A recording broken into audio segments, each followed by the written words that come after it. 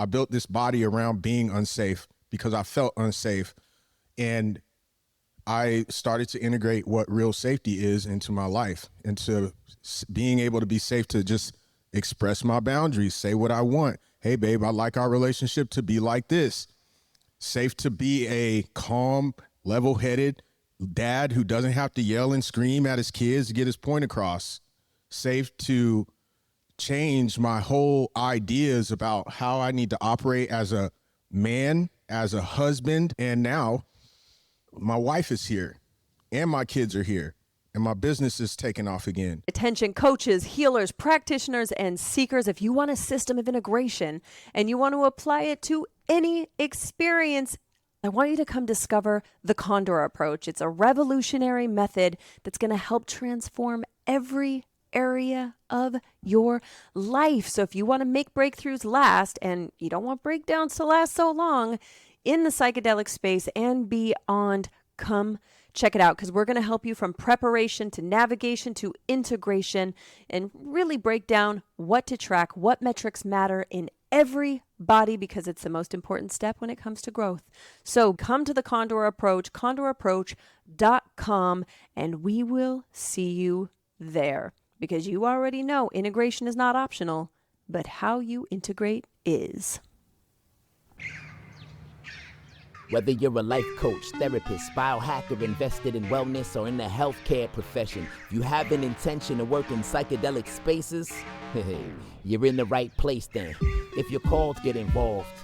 But first, get informed. Let's talk the 4 N's: intake, intention, in-space integration, leading to deeper transformations. Psychedelic Coach Podcast, Kole, walk you through the process. It's all possible. Leave space for the follow through. Most importantly, integration is not optional.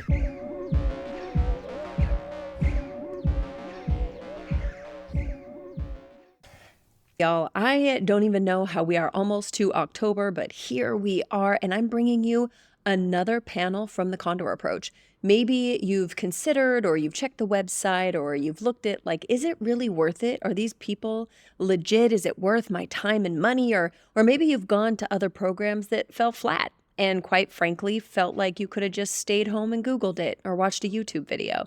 That's what this panel really, it answers a lot of those questions. You're going to hear from Condor coaches and what their experience has been, how it's impacted their life, their business, their family, their wealth, really their dreams. People are coming because they think it's psychedelics, but it actually has nothing to do with psychedelics.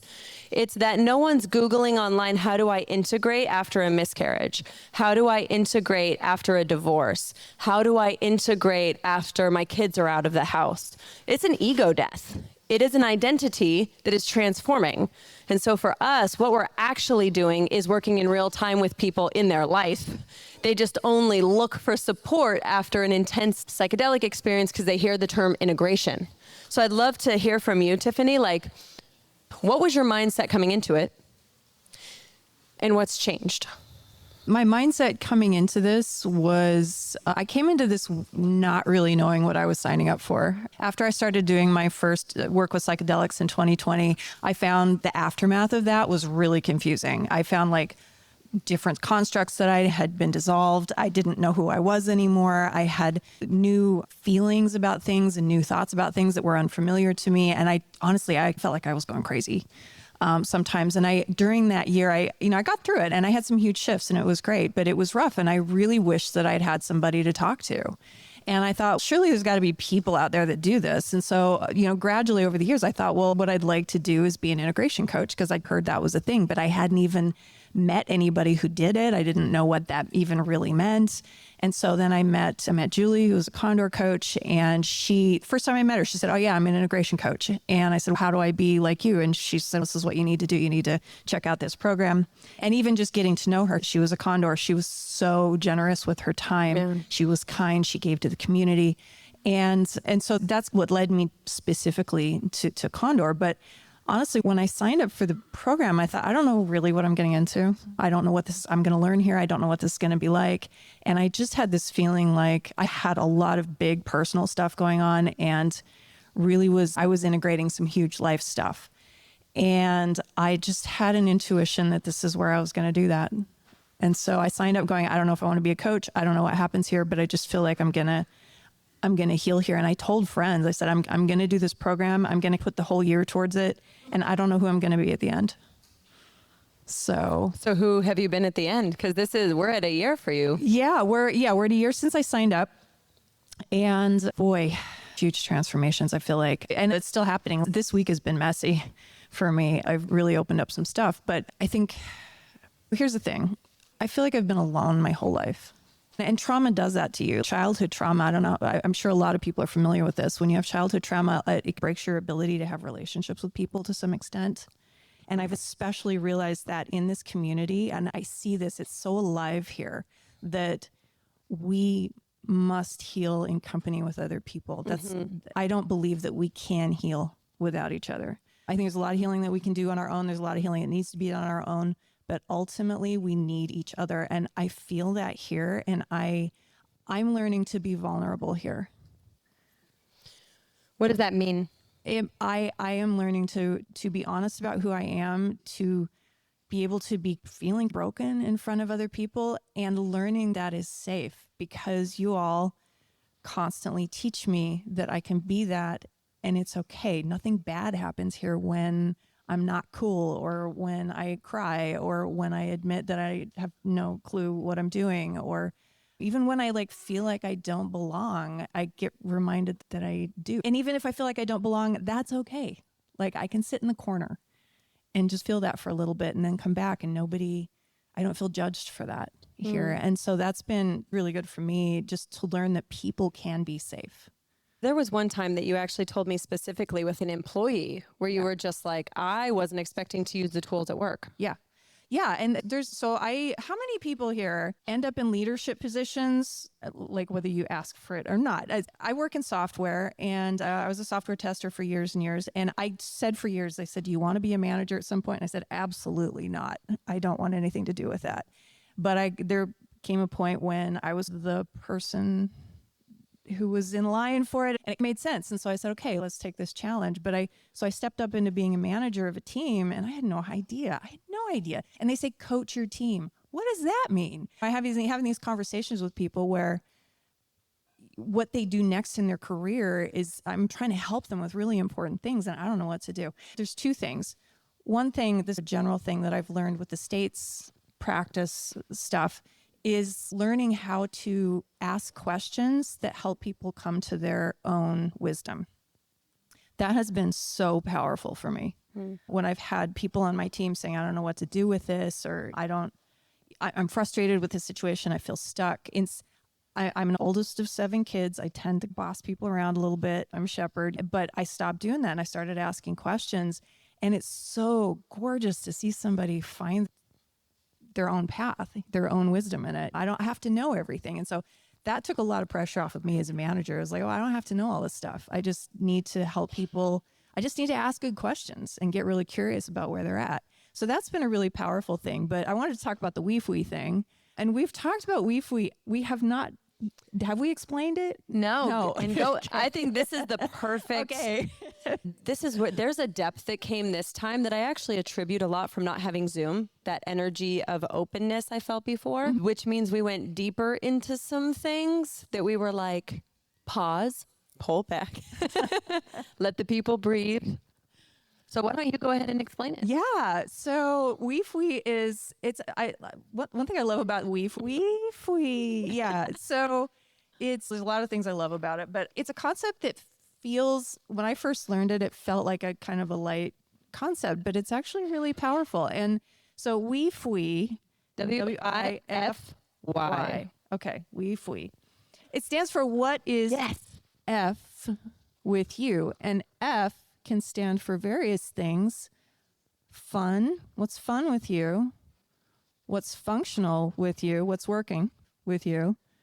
What is funky with you? What's getting a little uncomfortable? And what is fucking with you? What's really heavy on your mind? So I have these one-on-ones every week. I meet with each person on my team to just see how they're doing. And I found myself feeling like It's a work conversation. So people, like I work at a place where we're able to be pretty authentic, but there's limits to that. And I really wanted to try to draw out what's really going on with people. And depending on people's personalities, they would sometimes want to tell me just their problems, or they would only tell me what's good going on because they don't feel like being vulnerable about what they're struggling with. I introduced the team to the concept. I said, look, I'm going to be asking you in one-on-ones, and what this actually means to me, we, is every part of you is welcome here. And it's an invitation to be absolutely genuine and really to be vulnerable if you want to. Like, what is actually going on with you, you can tell me. And so I started using it with people, and I don't make them answer every time, but it's something that even if I don't say we, I'll use it as a little template in my head. And if we talk about what we're struggling with this week, I'll be like, hey, so what are you celebrating this week? Mm-hmm. And, try to pull out everything that's actually going on with them. And I feel like it's led to a lot more transparency. It sometimes has helped me discover things that I didn't know, stuff that I was like, hey, we need to openly celebrate. That's amazing. Yep. Or issues that they were shy about telling me because they didn't want to admit they're having an issue with something. So I feel like I know more about what's going on with my team.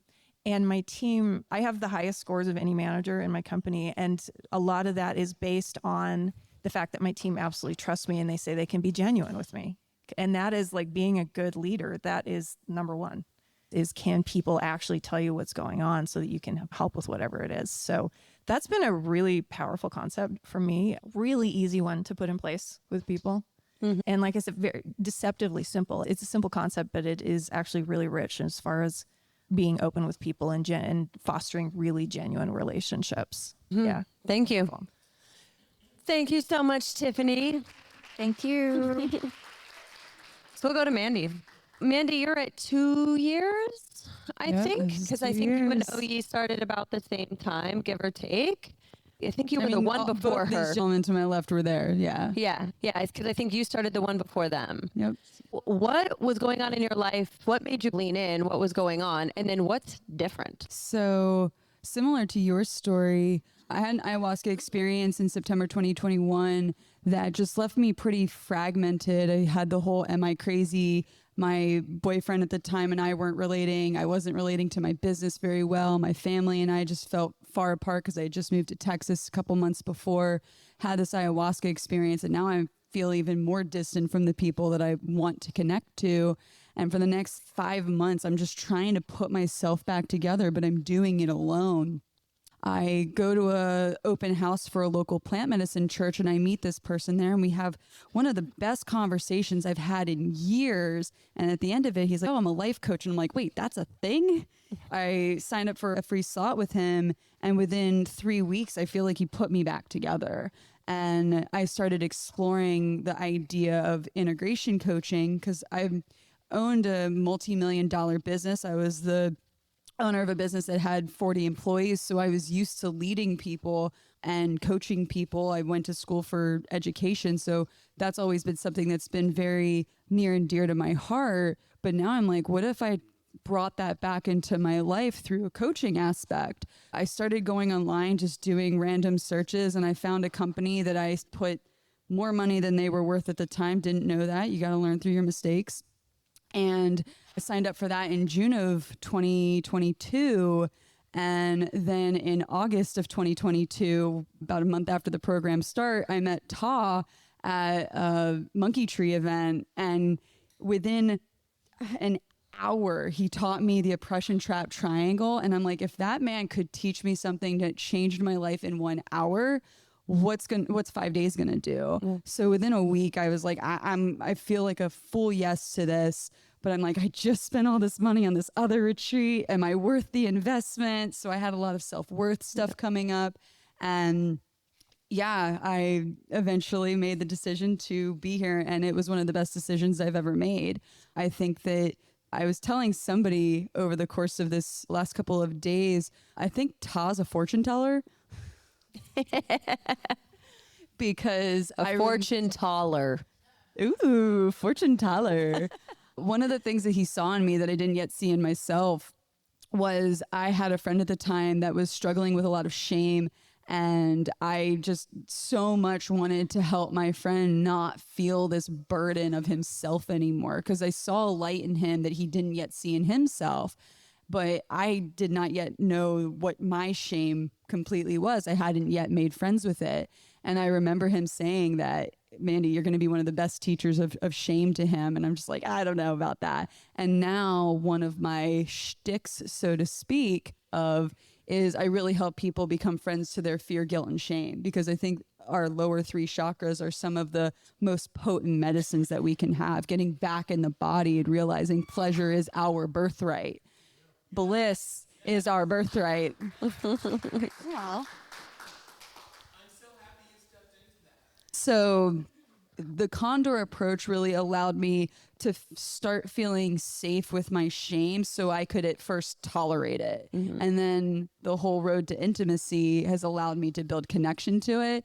And another one of the phrases I've heard is our mess becomes our message, because it ages into what can we give to people through our mistakes that aren't really mistakes, they're the lessons not yet learned. Condor gives you a lot of things. And for the people that are new here, 2 years ago when I started learning all these concepts, I was that person writing every single thing down. There's a girl here that reminds me, a woman here that reminds me of myself. She's writing everything down. I'm just like, oh my gosh, I remember being that person. And the message I could give myself then is slow down. It will take you 250 hours to learn these concepts. To think that you're going to learn them in 20 hours is not only foolish, it can be dangerous. So just being mindful of where you really are with that dose of humility, I think is really important. A lesson that I'm glad that I'm learning now so that I can share it with others. Did I answer everything? Absolutely. Thank you, Mandy. Can I share something real quick? Yeah. About Mandy? Full circle. When after the last Condor, not the last Condor, was it June? Yeah, it was June. Yeah, it was after June Condor. Me, Kole, Annika Dice, Mandy were at the same place that I met Mandy. Yeah, pretty much. And we were at the same place. And I went into this spiral about the Condor approach. And I want my family to come learn. And they're not changing. And they're never changing. And I went down to into this pity party and shit. And it was just I want my family to be here and all this. And Mandy looked at me, right? Me and Mandy, I used to do this thing called psychedelic office hours at Kuya. And Mandy would come talk to me and she was like, man, what can I do for you? I was like, if you ever catch me slipping into some shit, I want you to call me in on it. And she's like, I got you. And so when I was there in this pity party and I was like, oh man, my family, they're never going to change. They don't come to the Condor approach. They don't learn anything new. And she looked at me, a tear streaming out of my face. And she said, I'm going to let you sit in your lies. She said, I'm going to let you. And she looked at me with the most love and conviction that anybody had ever looked at me. She said, I'm going to let you sit in your lies. But Ty, you and I both know that your family has shifted as a result of your work. But I'm going to let you sit in that and simmer in that shit. But you and I both know the truth. And then she just took the microphone and dropped it on the floor. Pretty much. Right? It's one of the few times I saw Ty trying it on. Oh, but that's my own medicine. But that's what I want. Because when I get into my blind spots, other than Kole, I didn't have anybody to bring me back in on shit. And for her to offer me that back in the same place that I offered her something was such a gift to me. So this is why we do this, y'all, so that we all have tools and we are all supported, not just y'all, but us as well. Thanks, Mandy. Thanks, y'all. Thank you so much for such a beautiful reflection. What? I love you so much. Oh, shit. No, it's just funny because this is the first time I've been at Condor and I'm on the mic, but my wife is here. And shit, man. So this is my 5th Condor. I started Condor September 2022. And how did I get here? So about a year and a half before, a little over a year and a half before Condor, I started diving deeply into shadow work. I've been a fitness coach for 11 years, entrepreneur since 2013. And long story short, Me and my wife got back together in 2014, married in 2015, and I had a lot of ups and downs and some heavy downs in my business life. And what happened with me was I created a lot of shame and guilt, not good enough, feeling like I failed my family around that whole experience. And that impacted my relationship with my wife, my kids, and I was fucked up pretty deep in some stuff. And at one point depressed, but when I met them, I was a year and a half into doing shadow work to the level of digging, and now what I know is re-traumatization. And I had done ayahuasca in 2022 in February, shitty integration. And I made a life decision very quickly after that, about a month after that, and I'm dropping fitness coaching. Now, I've been an entrepreneur for 9 years. I haven't had a job in 9 years, and I'm a badass fitness coach. Okay? Yes, you are. Like motherfucking gangster. And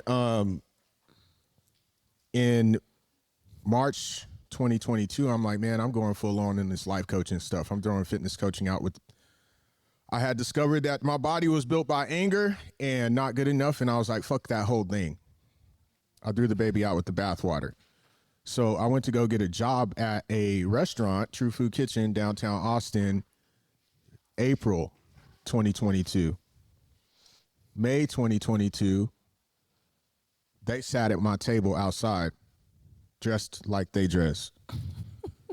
And I had done my first 5-day plant medicine retreat in February that year. And I'm like, man, those are my people right there. I'm going to have a good conversation with them. I'm wearing a different beaded bracelet like this and one of those small bead, I call them ceremonial bracelets. And I went and talked to them and I complimented their clothes. I'm like, look at my bracelets. And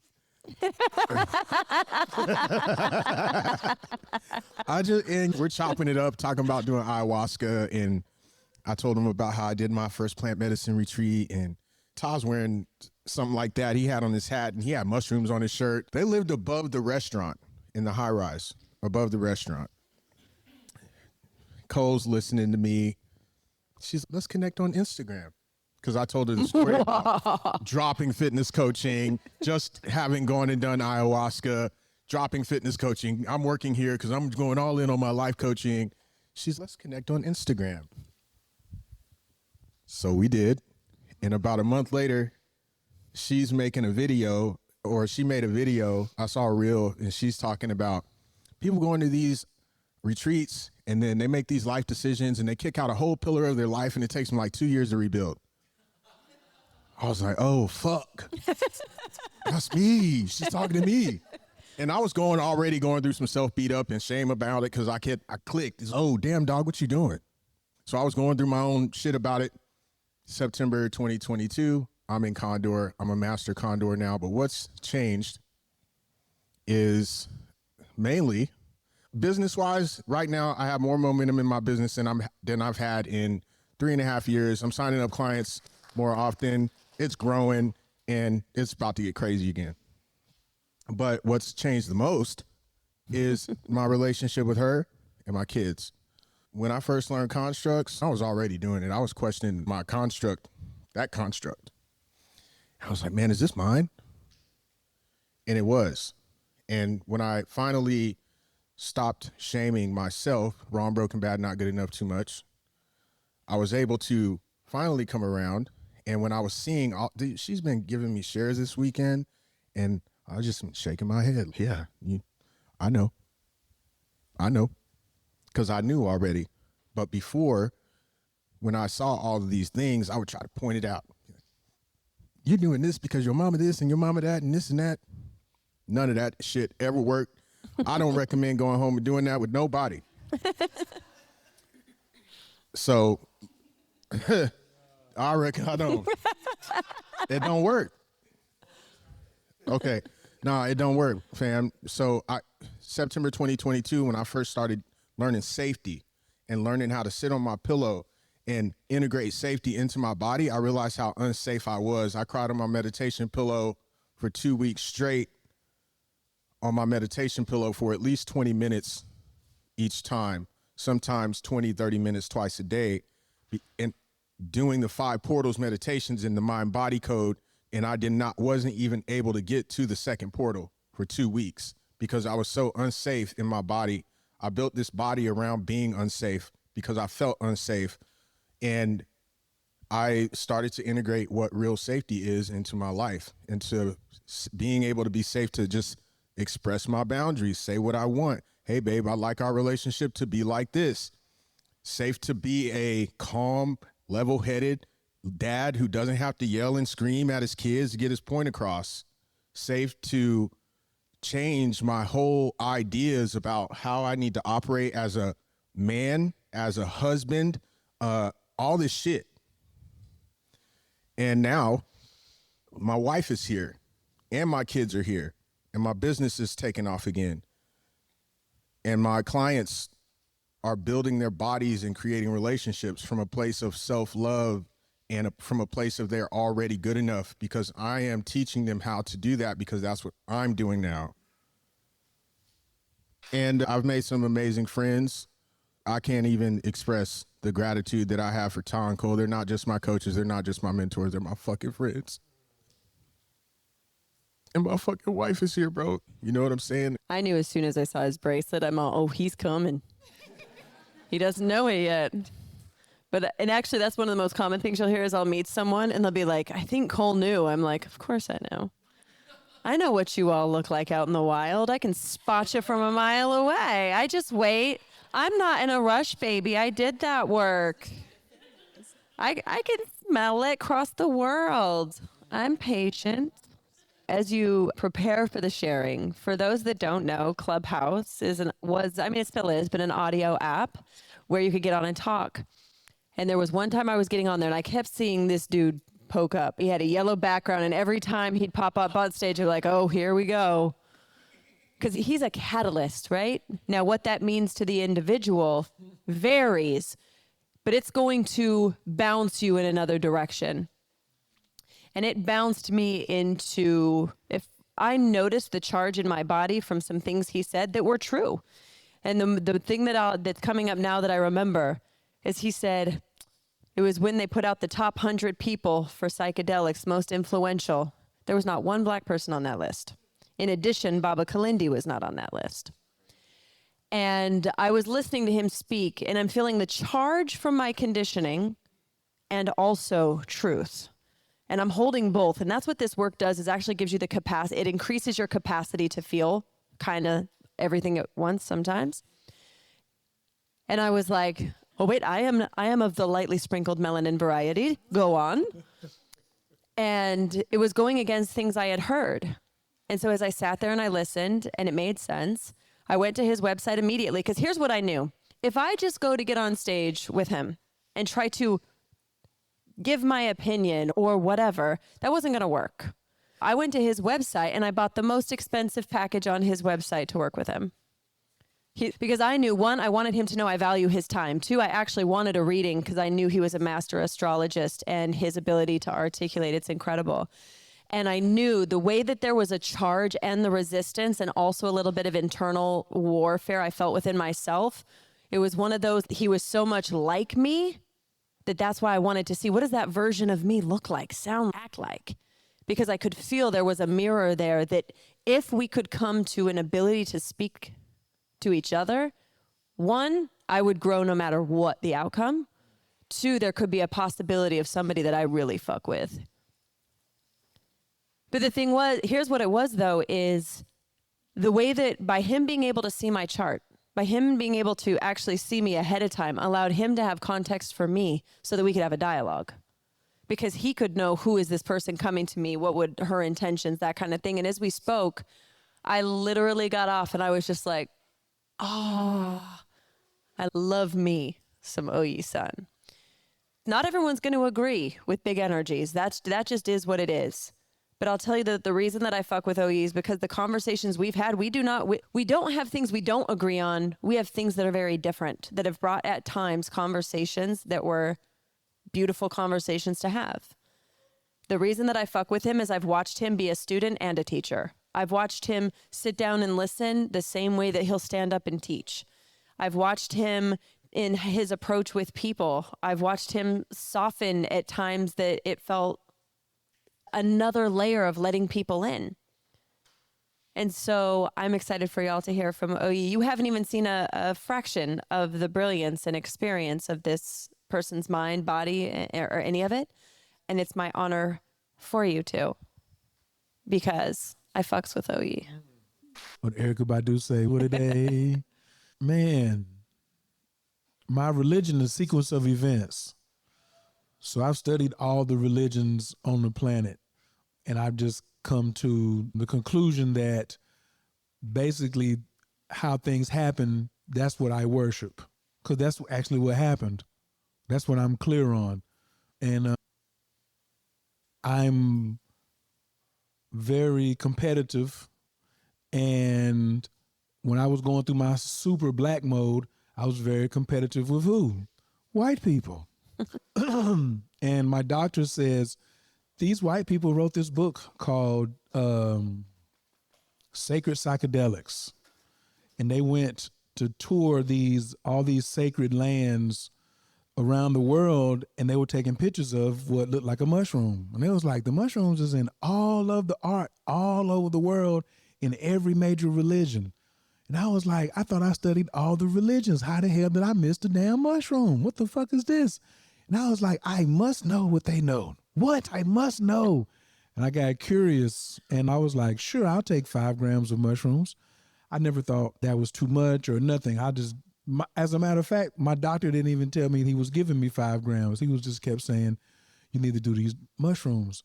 And when I started seeing them in ancient Kemet and things, I was just like, oh, you really are missing a lot of the picture.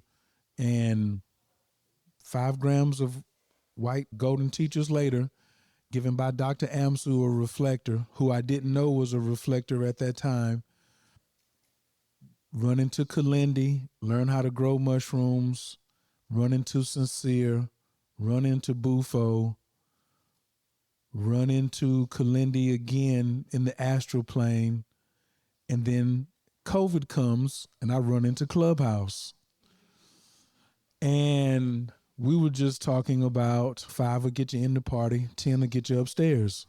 Because we just was like, Paul Stamets is not the expert, Kalindi is. And then they had this list about the 100 people, and it's a list of white people, and then it was a long, big stage of white people celebrating white people on Clubhouse about these psychedelics. And I was like, you telling me you've been listening for a month or so and you ain't been hearing none of us talk about Kalindi or none of this? And I got on there and I had something to say. But I at this point, I don't know who Ty and Kole is. I don't know who they are. I just said what I said. And then a couple of weeks later, Kole is booking a reading, and I knew she was a very powerful individual, super confident, but just a great listener. She was easily coachable. I really like that now that I think about it. It wasn't no bunch of pushback telling me what somebody else told her. And when I finished the reading, boom, she flips the switch and just goes into her coaching or whatever, right? About what she was doing. I was like, wow, that's really impressive. And a lot of things was going on in my life, but Kalindi had talked about holding space for people, but he never used the word integration. But everything he described was everything that we are experiencing right now. And we didn't have a systematized way to integrate after 5, 7, and 9 grams of mushrooms. And that's what I was looking for. I was like, I want to have the best integration to keep people the safest while I share Kalindi's message around mushrooms are a tool of transformation. And these are transdimensional vehicles. They're not just plant medicine. And I always have a problem around pricing all the time. It's still bad. And I'm working on it. And I think I heard Kole say something about how much she was charging somebody. And I was like, how in the fuck? She's giving out less medicine and charging so much more. And I just was like, I'm not valuing myself, something like that. And I had already set up the gin room in Atlanta. And I called Kole and I was like, something's not right around my business model. And she was like, if you can get to Austin in June, I'll show you how to fix it. I was like, and it was close, but I had a lot of stuff going on, but I just realized sequence of events. I was just like, this is the answer to what you was looking for. It just isn't coming in the package that you thought it would come in. And I was like, I'll be there. And it was a 2-bedroom Airbnb, and it was 13. It was like a little bungalow house. It was 13 people, and we was all trying to get there on the couch first so you can have the best seat so you wouldn't have to sit in one of these hard chairs in the back, right? And other than Ty, I was the only black person there. And immediately I was like, Kalindi would have loved this. This is what he was talking about. And I was just like, my whole community needs this. And better than a master teacher, I do consider myself a master student. And I was the one writing everything down. I was getting it down. I was like, you ain't put this in the portal. You ain't even put this over here. Where's this slide at? Where's this? And everything just started. And Miranda was there. I don't know how many of y'all I done talked about Miranda, but later Miranda came and told me, she said, the first Condor you come to is for yourself. Because you got all this big ass agenda about you're going to learn this, implement it, make your money right back. And that's how I was thinking. I was like, I'm going to learn all this. I'm going to make my money back.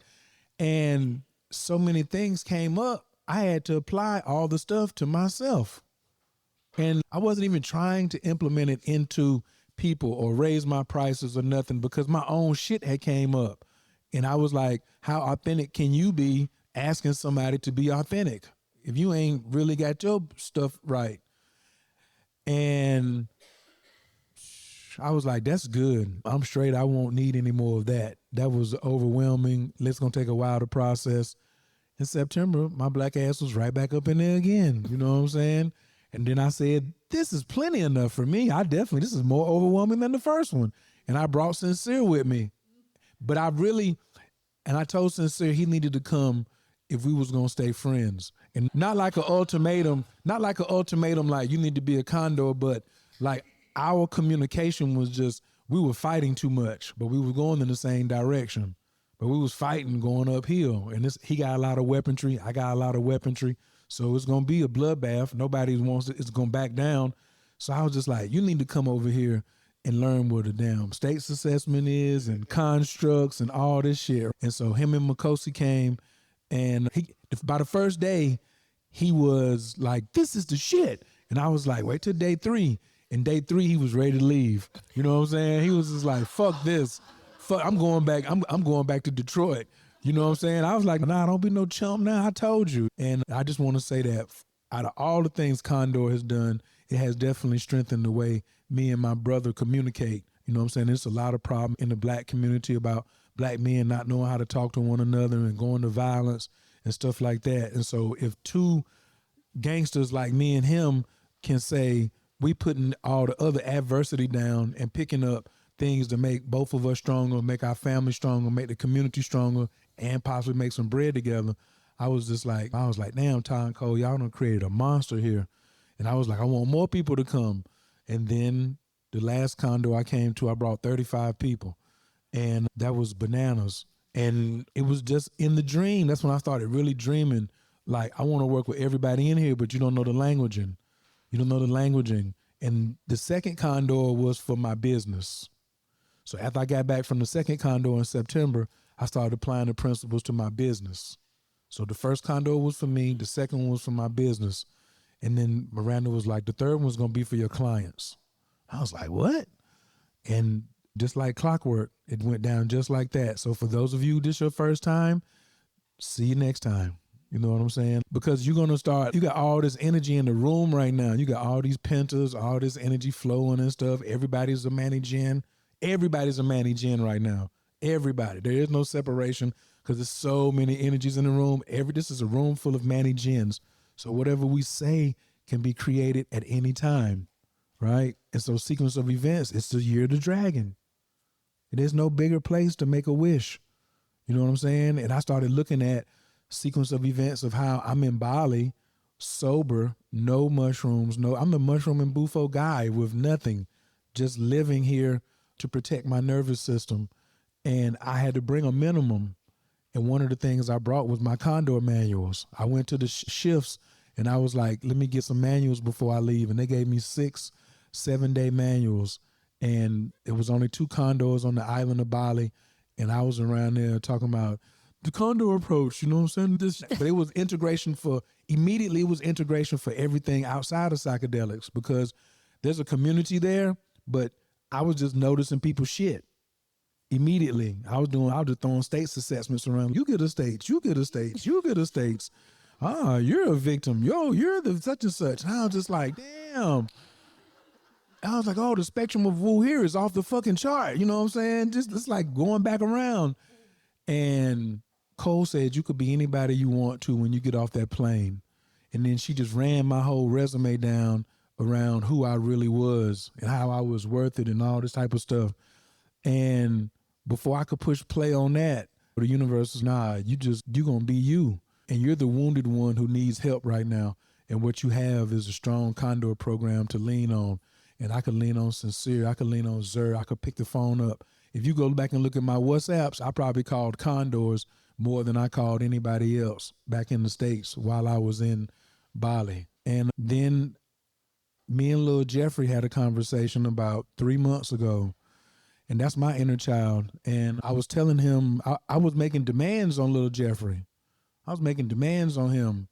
And I came in with this long list. I met this Nigerian dude, and he was like, people don't honor the 5 bodies: the emotional body, spiritual body, physical body, spiritual, emotional, physical, mental, financial. And most spiritual people shit on the financial body. I want so much truth. I want the mental to be so strong. I want my body to be in such great shape. I want such and such and such. And they get it. They get it with the wrong intent. And then they shit on money. I don't need money. I don't this. I don't that. I don't that. Because they didn't have the courage to say, that's what I want. And I was like, I'm going to take this long list and I'm going to go into my inner child and make these damn demands. And I went there and thought I was going to have to negotiate. And he just started saying, done. I was like, oh, shit. What? He was like, I've been waiting on you to come in here and make some demands and put your foot down. And I was like, I want to go back to the States in November or December and finish up on some things that are still left incomplete, and then come back to Bali. And 4 days later, Kole is sending me a text at 4:30 in the morning talking about coming back to Condor in September. So that's why I say my religion is sequence of events, because my inner child went and told Kole, just send him a message. Because one thing she teaches me all the time is it's going to be somebody sometimes above you or below you that reaches to you and gives you what you need, not even knowing that you needed it. You thought you needed some money, but you just needed the correct voice. And in the Circle 7, it says, Allah speaks to man through man. I've had crackheads be the voice of God to me before. We're not going to go back and forth. I was like, there's no way in the world you could have even said that with that impact and no teeth. And that's exactly what it is. And so now it's just, I'm giving God more opportunities to speak to me with people as gifted as everybody I see in this room. Like even people I haven't really sat with or built with yet. I know you're going to have some type of message for me. I was just telling brethren, I was like, I know you don't think you're getting out of here without giving me your number. I said, we can do this the easy way or the hard way. And there's some other people in here. I'm just like, I want God to talk. And big bro right here, I don't know who he is. You know what I'm saying? And then I'm standing behind him and he was just like, he says the code word that unlocks the Jason Bourne in me was like, that's who I'm looking for. And he was like, oh man, I've been doing that. Say something. I was like, you didn't. So I'm here to follow sequence of events, and how things is going is I lost 30 pounds while I was in Bali without doing any exercise. I wasn't going to the gym. I was taking more naps than ever. I was laying down. I was practicing resisting the urge to do. I was not busy. I was not a busy mess. And my network has exponentially exploded. So when I earlier said, whatever you'd want assistance on, I have the receipts and the resources to help us win like that. You know what I mean? And which the other good thing about being a Condor, you're so fucking impressive when you enter another room. You just start impressing people off the gate. If you think you're boring right now, that's cool. Just start talking about anything that stuck with you this week in the next room that you go into. That's your marketing plan. But I also realize where I'm at now, what's different is I'm moving slower now. I don't have to move as fast. You know what I'm saying? I don't even have to use the word pace myself. I believe more in my magic, which is come empty, leave full. And I'm just looking forward to having some fun, you know what I'm saying? Some solo fun, some collaborative fun. I'm looking forward to doing what I can do to help Condor grow, because I'm still down with the 10,000 Condors in 5 years plan. That was the original thing. It was 10,000 Condors in 5 years. So I haven't heard anyone say that's not still the thing. It's not talked about as much, but for me, that's the type of dog I am. Once I bit down on that, I was like, why not 10,000 Condors? Now 1,000 is, let's get 1,000 first, of really highly trained. And I'm really happy to just see how the sequence of events keep unfolding in my religion. And I appreciate all the acceptance of me and my stuff, you know what I mean, here. And I do notice that I'm not as triggering as I am sometimes. And that was really triggering to me, was just like watching how I'm just really not even in the mix of a lot of stuff. Because I like to get in the mix like Sincere sometimes. But this time I just been chilling. Really proud to be up on the stage with these dope folks right here. It's just, this is what wild ancestors look like. It's ancestors back here in the back doing the happy dance. They damn dropping it like it's hot. You know what I'm saying? All of that. Thank y'all. Appreciate it. Thank you. Summer, you're at over a year. You're what, a year and a half, I think? Yeah. And then McKalin it's close to a year as far as live. So when you first, for you, Summer, where you were to the first Condor that you came, unrecognizable, literally. When you first came, you weren't trying to be a coach. That was not really in the field. So what was? So we've been in like the psychedelic space doing our own healing work. I have a lot of health issues. I won't go into the long list. Autoimmune, IgA, like immune deficiencies, a brain tumor, fibromyalgia, POTS, chronic fatigue syndrome, like literally all those chronic health illnesses I have been diagnosed as them. So this journey for me was to get my health back. And we received a diagnosis a year ago, December, that was pretty bleak for our family. A very rare genetic condition that most people don't survive past the age of 30. And I'm one of 300 or something. And I'm like, this is not my life. This is not what I want for myself. And I'd already overcome being wheelchair, using a cane, pretty much bedridden, and psychedelics changed my life.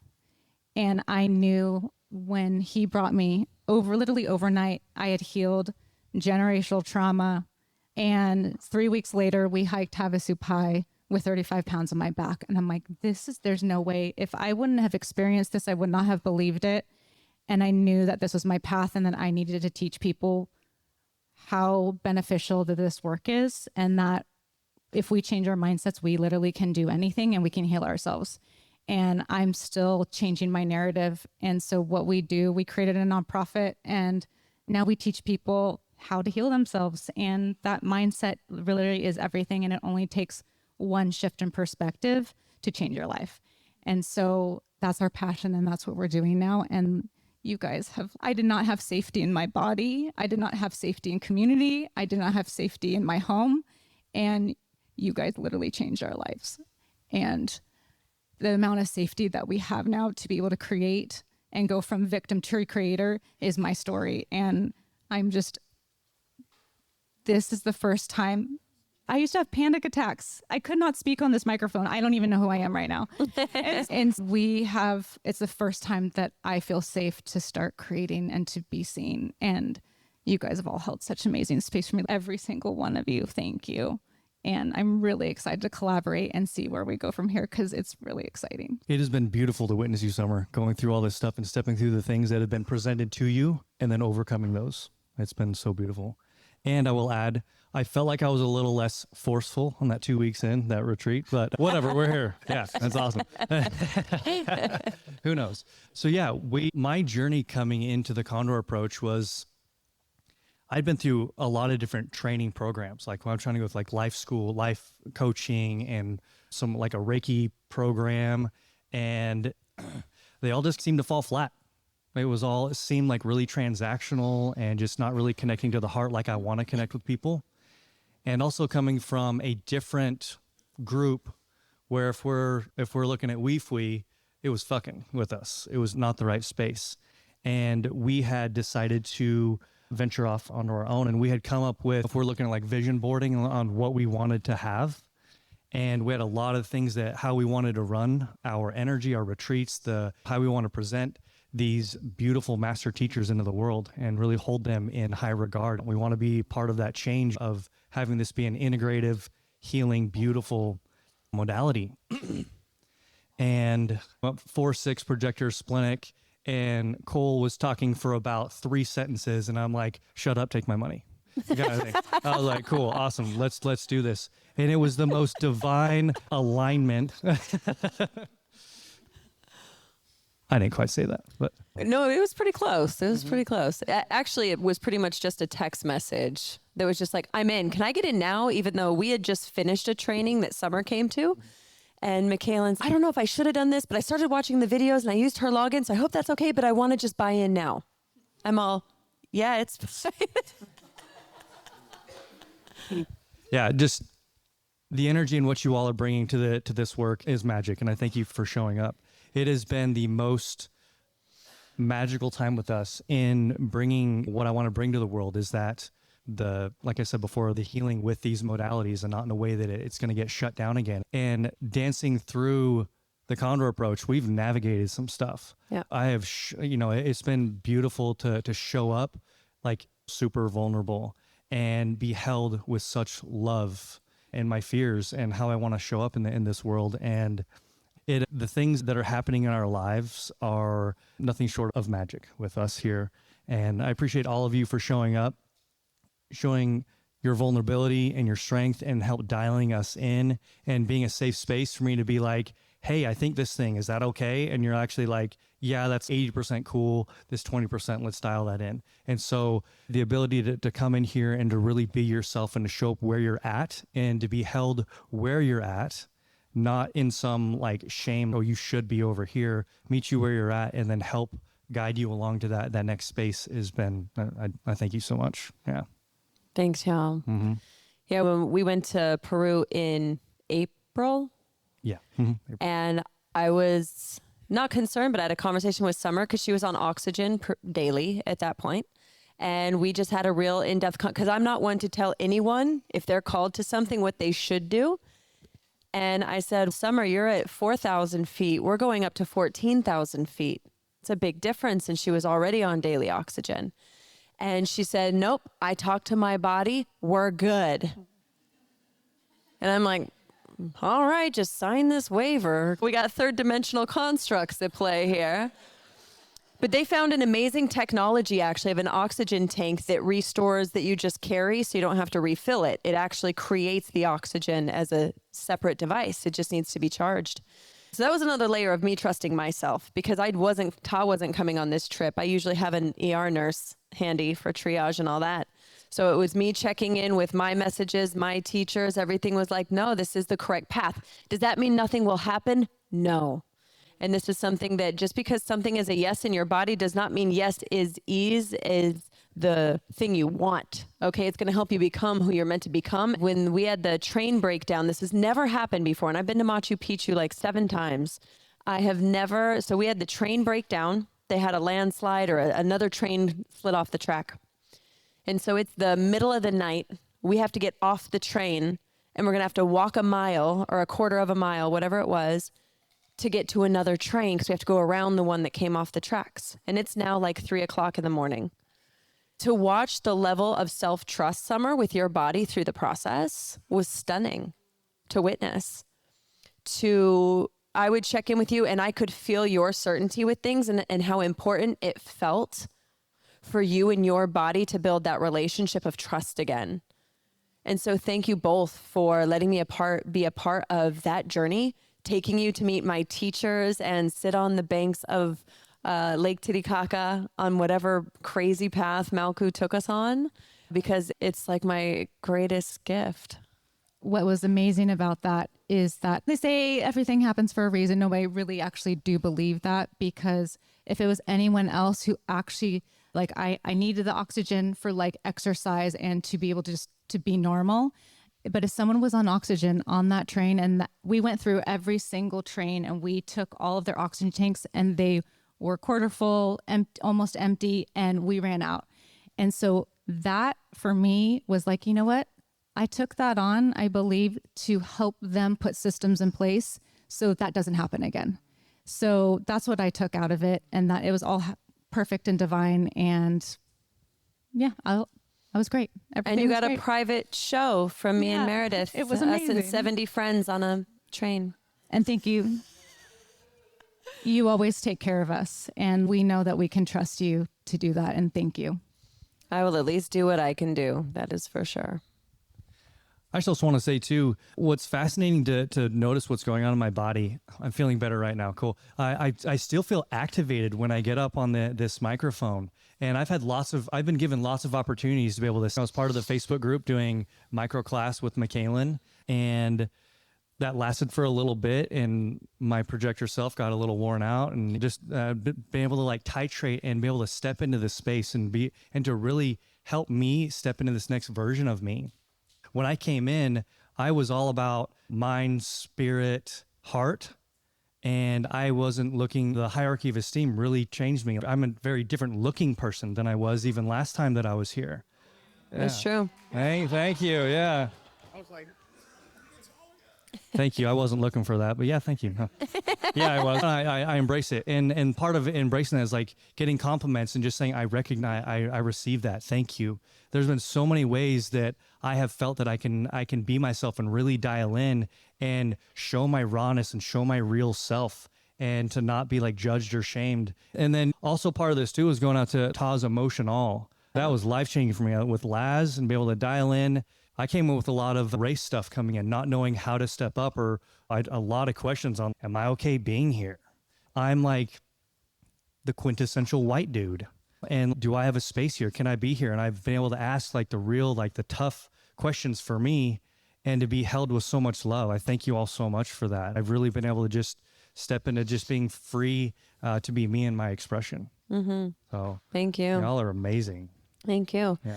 Thank y'all. Thank you for the shares and getting to know your stories. Because it's like we all meet here, but we forget most of us are here because we had an impactful experience that was a catalyst to be here. And that those moments of finding yourself and the inner child work and the shadow work and the health crashes and all of those things. And so this is the perfect kind of transition into your end of day for the last time for this 5-day in your books. And so thank y'all. You're release the Krakens back into the wild to go do amazing things. We're free.